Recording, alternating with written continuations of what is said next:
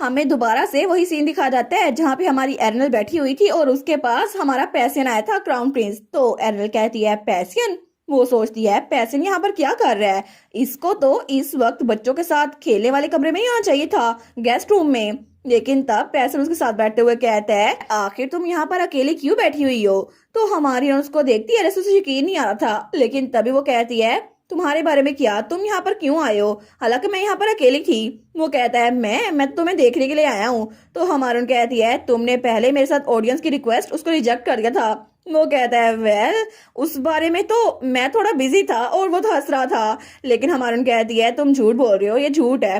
वो कहता है मैं सीरियस हूँ। हमारून कहती है मैं तुम्हारी बात पे यकीन नहीं कर रही। लेकिन पैसन तो स्माइल करके उसी को देख रहा था। उसके हाथ पे हाथ रखते हुए कहता है मैं सच बता रहा हूँ, ये बिल्कुल सच है, मैं झूठ नहीं बोल रहा।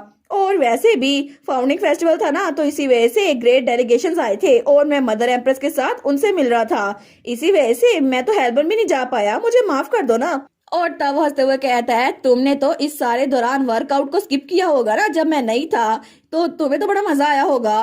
लेकिन हमारी एनल उसकी बात का जवाब नहीं देती। वो सोचती है मुझे पहले ही ये बात पता थी, मैंने कितनी बार पहले ही क्राउन प्रिंस पैसन का हाथ पकड़ा था, लेकिन क्यों आज के दिन ये इतना वार्म क्यों लग रहा है। तो हमारून कहती है मैं बस इस बार, सिर्फ इस बार तो मैं मुझे बेवकूफ बनाने दूंगी।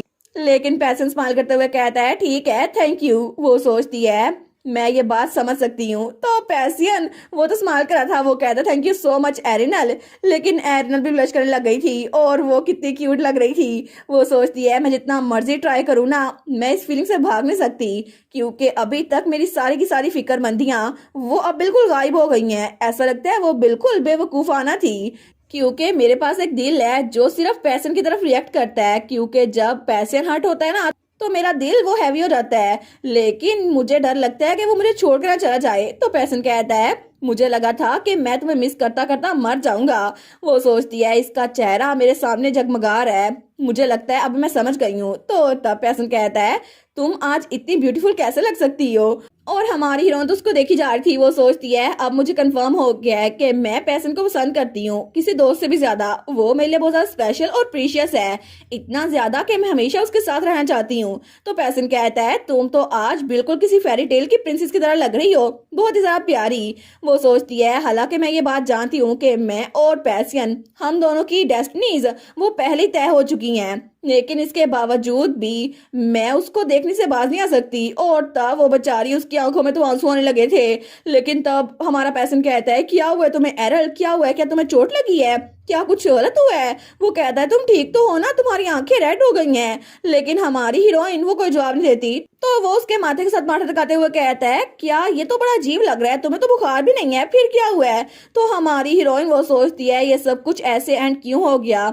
अगर मुझे पहले से पता था कि ये सब कुछ होने वाला है, स्टोरी में क्लोई आने वाली है, तो फिर मैं अभी भी इससे दूर क्यों नहीं हुई। और अगर मुझे पता ना होता कि कहानी में क्लोई नाम की कोई कैरेक्टर थी और ये बच्चा जो मेरे सामने बैठा है ये बहुत ज्यादा काइंड है, तो मैं कभी भी इतनी परेशान ना होती। तो हमारून कहती है पैसियन, वो कहता है तो हमारून कहती है उस दिन तुम भाग क्यों गए थे। तो पैसियन थोड़ा फ्लिंच करता है। वो कहती है तुम इस वजह से भाग गए थे ना क्योंकि मैंने हारून को गले लगाया था।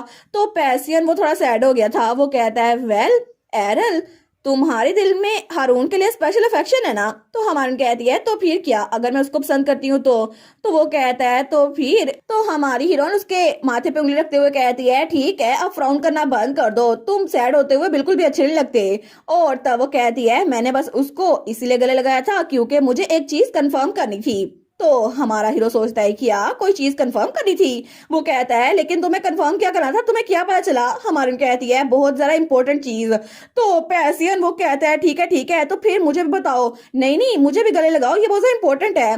तो हमारी हीरोइन कहती है इसका मतलब है कि तुम्हें मुझे गले लगाना है ना। वो कहता है बिल्कुल बिल्कुल यही बात है। और तब उसकी तरफ हाथ बढ़ाता है और कहता है जल्दी करो ना, मुझे भी गले लगाओ। ठीक है मुझे भी एक हक चाहिए। लेकिन तब हमारी हीरोइन उसको देखती है और तब वो उसे लग जाती है। वो कहती है ठीक है।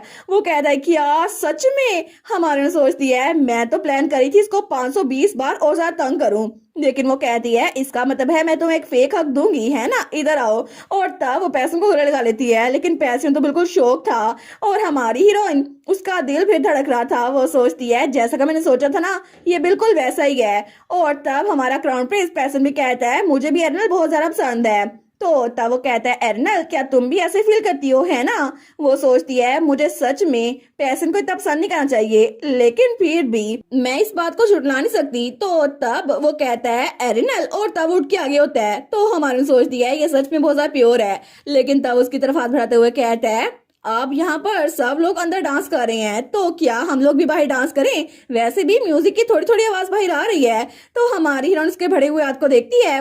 वो सोचती है फिर भी मुझे लगता है कि फ्यूचर में हमारा रिलेशनशिप डेंजर में होगा, लेकिन अभी के लिए मैं इस मोमेंट को जीना चाहती हूँ। तो तब उसका हाथ पकड़ लेती है। वो कहती है मगर मैंने पहले कभी डांस नहीं किया और मैं डांस में बहुत ज्यादा बुरी होंगी। अगर मैं तुम्हारे पाँव पे पैर रख दिया या रिदम को ब्रेक कर दिया तो। वो कहता है कोई बात नहीं, अगर ऐसा हुआ ना तो फिर भी मैं एर्नल का पहला डांस पार्टनर होऊंगा। और वो तो बड़ा खुश था इसी बात से। और वो कहता है और इसके अलावा अगर तुमने गलती की तो क्या ही मसला है, यहाँ पे सिर्फ हम दोनों हैं और तुम मेरे पाँव पे पैर भी रख सकती हो और जैसे चाहो वैसे मोमेंट कर सकती हो, और इसीलिए क्योंकि मैं यहाँ पर हूँ, ठीक है। तो हमारी एर्नल वो कहती है ठीक है। तो वो कहता है ओके 1 2, और तब उन्होंने डांस स्टार्ट कर दिया था और पूरे गार्डन में सिर्फ वो दोनों थे और म्यूजिक की हल्की हल्की आवाज आ रही थी अंदर से। वो सोचती है अगर मैं गौर से सुनूं ना तो ये सॉफ्ट सी म्यूजिक की आवाज हवा में तैर रही है, और इसके अलावा मेरे फुटस्टेप ये तो खुद ही डांस कर रहे हैं, ये तो बिल्कुल अलाइन हो रहे हैं, और मैं तो सच में पैसन का हाथ पकड़े हुए हूँ, इसके साथ डांस कर रही हूँ। वो सोचती है ये मोमेंट वो टाइनी लाइट जो सामने है ना, मुझे तो बिल्कुल स्टार लाइट की तरह लग रही है। और तब वो भी बड़ी स्माइल कर रही थी। वो सोचती है मैं सच में बहुत ज्यादा खुश हूँ, क्योंकि अगर ये परफॉर्मेंस आज रात खत्म हो भी जाए ना, फिर भी जब तक मैं जिंदा हूं ना, नहीं नहीं मेरे मरने के बाद भी, तब तक मैं हमेशा इस मोमेंट को याद रखूंगी। और वो तो पैसन के साथ डांस करके बड़ी खुश थी। ओह माय गॉड कितने क्यूट है ये दोनों बेबीज।